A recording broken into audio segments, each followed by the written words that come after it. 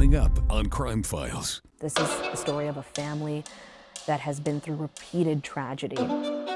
My sister was brutally murdered. I didn't mean it. I'm telling you, I didn't mean it. And then we fast forward to 2018. Now, 12 years later, her daughter is murdered, brutally murdered. One family, two murders, and striking similarities. I hit her quite a few times. This is the story of Death Strikes Twice. It was like halfway through the hits, I knew she was already gone. The fact that they chopped her up. Leave her. You already killed her. Leave her in one piece. She was my friend. I love her. What happened? This is the first time that you've decided to speak publicly about Lisa's murder. Yeah. Why? Crime Files starts now.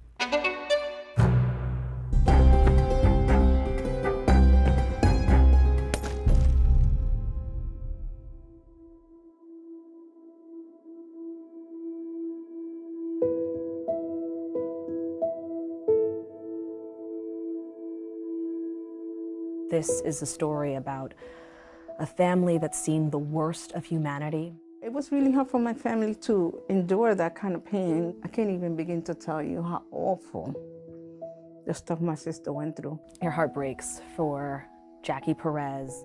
She lost her sister, Marilyn Ganell, in 2006. At the time, Marilyn was living in an apartment in the Bronx with her 3 children. All 3 kids are from the same father. He didn't treat her right. And Marilyn had decided to leave the father of her children. Sadly, her next relationship wasn't any better. Why are you hiding your head? She found herself involved with Robert Coakley, who had served time in prison. And while Marilyn did know about Robert's criminal past, what she didn't know was that he was married.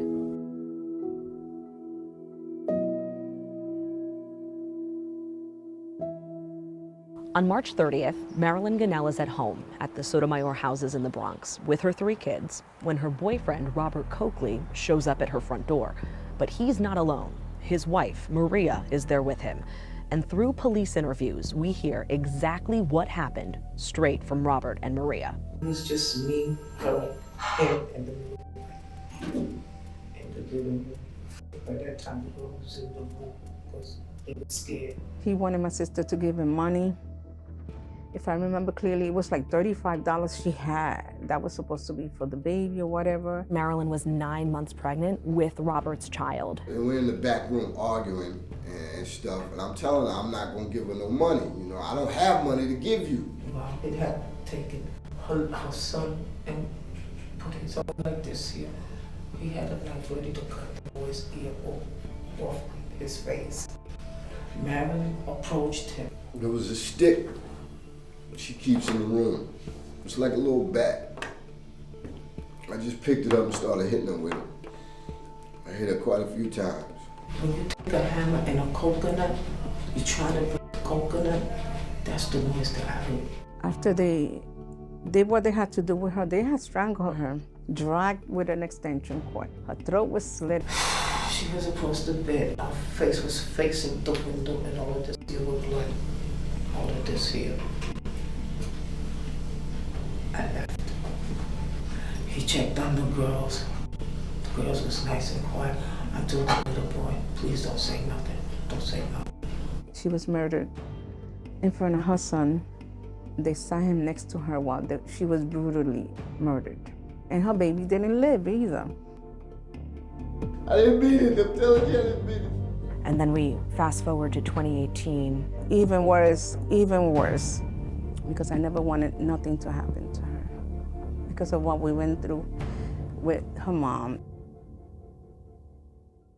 Lisa Marie Velasquez is the oldest of Marilyn Ganell's 3 surviving children, who are all raised by their grandmother after her murder.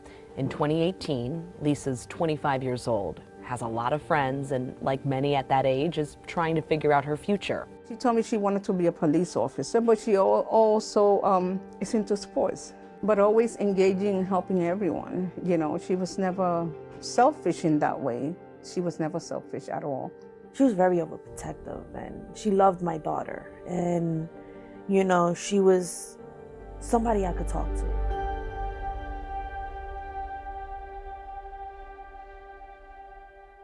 Lisa Marie Velasquez is at her grandmother's house. She receives a call.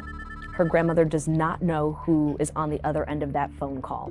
But immediately thereafter, Lisa says she's getting up, she's getting dressed, and she leaves the house. So obviously my mother asked her, where you going? And she had told my mother, mind your business. Lisa never comes home that night, and she's not responding to any calls or texts, which is unlike her. And so one of her friends takes action. She called the police or the precinct and reported her missing. She went to my mom, and that's when they started the whole missing process. We started making flyers, putting it all over Facebook.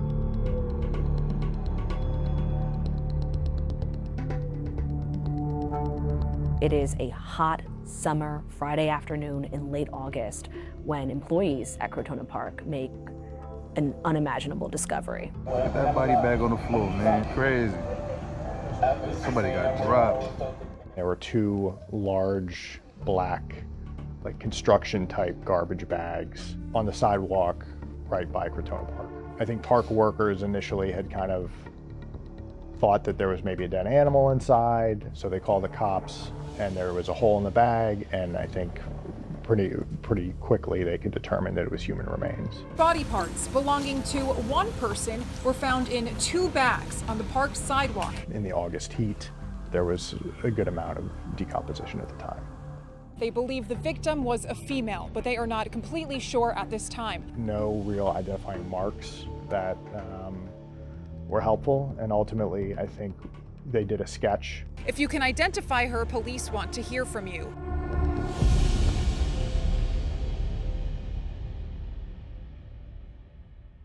Following Tuesday, late Tuesday night, officers are called to Barretto Point Park. Her family made a grim discovery Tuesday when they found body parts washed ashore in bags here in the park. And in the water, there were additional garbage bags that contained the rest of her remains, so 2 legs and 2 arms. I didn't work far from the parks. I had seen, that Citizen app. I had seen something come up and something about that incident, and I totally disregarded. Then we saw the sketch. Actually, News 12, We saw the sketch, but the sketch didn't look like her. There was something about the parting of the hair that got me a little funny in my feeling. The family saw that sketch and made a phone call. The detectives came to the house. Oof, like my heart dropped. The body parts are so badly decomposed when they're discovered in the late August heat that investigators had to use medical and dental records to ultimately confirm that they were the remains of Lisa Marie Velasquez.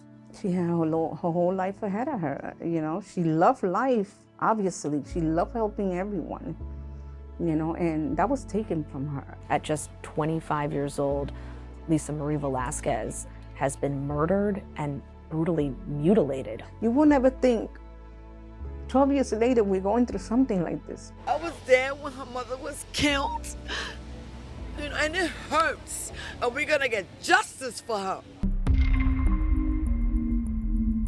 NYPD had run Lisa's cell phone number through their computer checks, and a 911 call came back to the apartment of Daquan Wheeler and Sierra Martinez. And they actually see that Lisa had placed that 911 call from Sierra and Daquan's apartment the night that she went missing.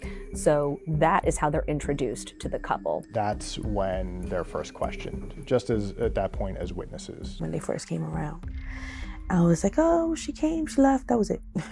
I didn't know Sierra from a hole in the wall. I didn't know anything about her, not even the guy. The decision is made to re-interview them. They're both kind of tracked down and brought to the precinct. That evening is when Sierra Martinez kind of breaks down. She was my friend, I love her. When she came out of the precinct, and she said she loved Lisa. At that time, I was like, that's some bull. Still ahead. This is the first time that you've decided to speak publicly about Lisa's murder. Yeah. Why? The truth. People only assume they got bits and pieces. The woman in the room when Lisa Marie Velasquez is murdered details what happened. It was like halfway through the hits, I knew she was already gone. Her first ever interview about the chilling events on that late August night and her involvement. I think about it to this day, this girl's blood is on my hands. When Crime Files continues. Crime Files continues with Death Strikes Twice. At just 25 years old, Lisa Marie Velasquez has been murdered and brutally mutilated. A 911 call came back to the apartment of Daquan Wheeler and Sierra Martinez. Daquan and Sierra are brought in for questioning. Sierra Martinez kind of breaks down. I'm just afraid I'm gonna lose Ann. I don't want to go to prison. I know I was wrong, and I'm willing to take the steps and procedures to get her justice. I knew this was it. They took me in and then they interrogated me, and I was able to tell them what happened. This is the first time that you've decided to speak publicly about Lisa's murder. Yeah. So let's start from the beginning. How did you know Lisa? We were going for our GED. At that time I had just had my daughter, and we just kind of clicked real quick. Sierra had a 4-year-old daughter with Daquan Wheeler, with whom she'd been in a relationship for a few years at this point. Sierra says that their relationship was incredibly volatile, very violent. Daquan had been in and out of prison. He had served time for burglary as well as attempted murder. I was actually scared to really fully leave him without the proper, authorities or the proper people to be around. It was kind of like I was trapped, honestly, in a relationship I didn't want to be in. It was raining that night. It was dreary. He called me to leave work early so that he can go to work. And when closing time happened, I called her. I told her, I don't feel safe going to the house because he's starting his bull crap. She told me that she wanted to come with me. She kind of looked at me and was like, if anything happened, I'll make sure that, it points to him. Like she had like a feeling. When they arrive at the apartment, Daquan is expecting Sierra. He's not expecting Lisa. And then I kind of told him that I didn't want to be with him and I wanted to leave. So he packed up his team. He's like, well, you ain't gonna take my daughter away from me. He just left with my daughter. Lisa calls the police reporting a domestic incident and that the child had been quote unquote kidnapped. The police officers who responded had suggested, you know what, if you're interested in order of protection, you should go to family court. She said we was gonna go to 161st in the morning for order of protection. She wants to go take a shower. It was a long night. I was in the bed. She sneaks in without my child. And then kind of lunged at me with a hammer. I scream at the top of my lungs, and he stops, tells me that she has to go. I said, okay, all right. He said, she has to go, and I mean now. I said, okay, fine. Instead of leaving, from the bathroom, she goes right into the room. I mean, it was faster than you know it. He hit her over the head with the hammer. He hit her hard. She didn't see it coming, that was for sure. As soon as she hit the floor, I jumped on top to stop him from hitting her. There's a chance and a tiny window that she could have survived if he just didn't hit her again. And then we could have had the ambulance come get her because he hit her hard, but I'm pretty sure she could have survived that. It was like, in his eyes, it's already said and done. His fear was that she would recognize him when she woke up out the hospital and tell the cops. He just kept on flinching at me to move away from her. And then when I finally got off of her, I pleaded for him to stop. He did. Very vividly, she describes him almost like he was positioned like riding a horse. He was straddling her from behind and just repeatedly, blow after blow, striking her in the head with a hammer. I didn't really get a chance to see him finish her off because I heard it, and I just heard him going over and over with the hammer. I believe it was reported 14 times. I kind of knew the moment that she died. It was halfway through the hits, I knew that she was already gone. I was so scared. I didn't know what to do. I didn't know where to go. I didn't know who to reach out to. The only thing I kept thinking, and I hate to sound selfish, was my daughter. At that time, I couldn't think about anything else. I had to think about what I had to do to protect my child. And the decision was made by Daquan to dismember her. He took her to the bathroom and left her in the tub to drain. Yeah, this was his words, to drain. I was forced to eventually help him clean up. We went out. He bought the machete and gloves, garbage bags, like the industrial garbage bags. And we did buy a sandwich, but I couldn't eat it. And people were like, oh, how could you eat at a time like that? But I tried and I couldn't eat. It was just so much cleaning that I had to do. So much blood. And I couldn't believe that I had this girl's hand, literally blood in my hands. I think about it to this day, this girl's blood is on my hands. I had nothing to do with the actual hacking. I was in my room crying, but I heard it. And it was real grisly, and it was like, how could you tear a person apart like that? I go back to my sister's house without my daughter. We stood there until he came back. He finally came back with my daughter, safe. She was fine. Then we go back out, go back to the house, and we get the remaining of the bags, and then we send them. Well, he takes me with him in the van to Crotona Park, take the bags out and leave them there. So she admitted to helping out with that. And I helped him drag the buckets out. That I did do. And to kind of come up with this plan to try and cover up this crime. Daquan's story is when he comes home, she's already dead. I never touched that girl. And Sierra is in the midst of trying to dismember her herself. Well, what did she do to her in the bathroom? She said she cut it off. There was no blood anywhere? I didn't see anything. I mean, that's almost impossible. The way that we found her, there would have been blood everywhere. So there was sufficient evidence to charge them both with her death. At that point, we start building a case around them. It was really about the timeline. And what they ultimately find is there's only a 12-minute window in which Lisa is still alive and Sierra is not on the phone. And prosecutors ultimately determined that that 12-minute window is not enough time for Sierra to have murdered Lisa and already begun and been in the process of dismembering her friend. For all that to happen within 12 minutes seemed unreasonable.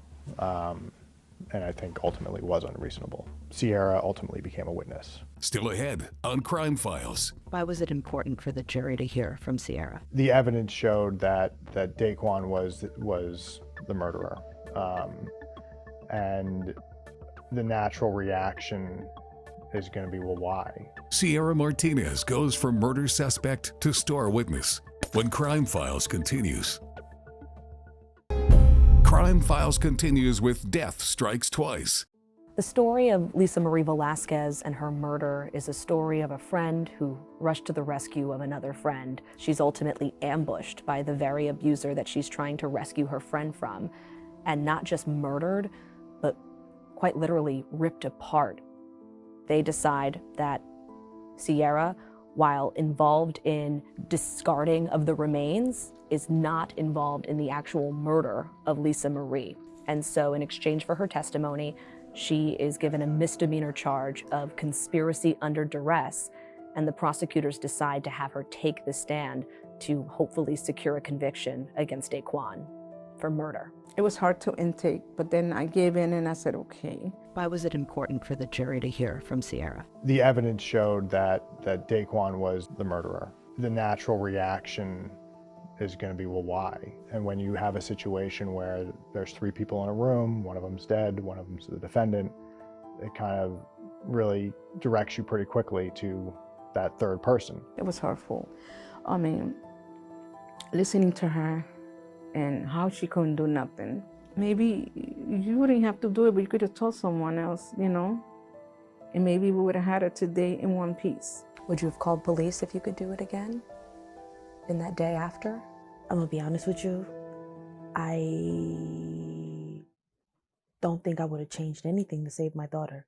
I'm not gonna lie, I had the open window to go. I had a time that he was not there around me and my daughter, and we were safe away from him.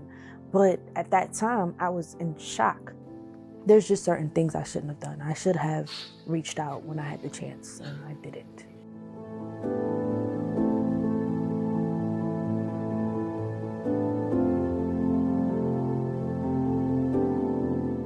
Eventually they let me go. I served 9 months. Some people will say that's not enough. A lot of people will say that I should have gotten the same thing he got.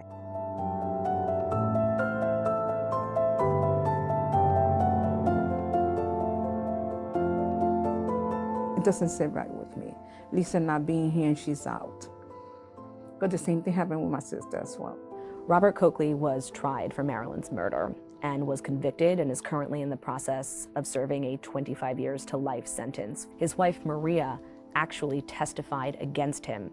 She was convicted of a robbery charge and sentenced to 5 years in prison, and she has since been released. She testified against him as well, you know, so It's so unfair. Life is unfair. He's in and she's out.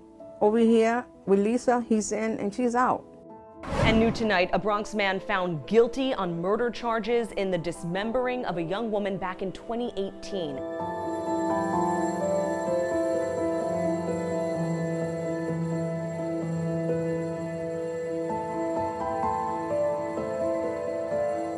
They'll have parole interviews every 2 years, and if the parole board ever decides to release him on parole, then he'll be on lifetime parole, for the remainder of his years. If they want me to come to every parole board to support that why he should stay there, then I'm down for that as well. I'm down for supporting that family as much as I can. Your heart breaks for this family because they've seen the worst of humanity, not just once, but twice. They have seen the worst of what domestic violence is. Why did you hit her with a hammer? To me, she got justice and she didn't, because she's not here. A monster's too good for him. Calling him a monster is too good for him.